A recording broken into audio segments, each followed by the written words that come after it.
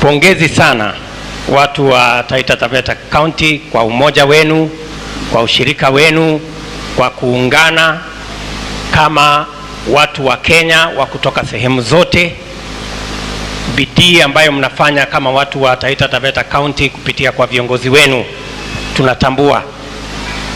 Tumekuja hapa mara nyingi kama viongozi wa kitaifa kwa mwaliko wa wabunge hawa. Ni watu wa kufanya bidii. Tumeenda Wundanyi kwa mwaliko wa mjumbe wa Wundanyi, tumekuja hapa kwa mwaliko wa Mlolwa, kwa mwaliko wa Mama County na seneta wenu.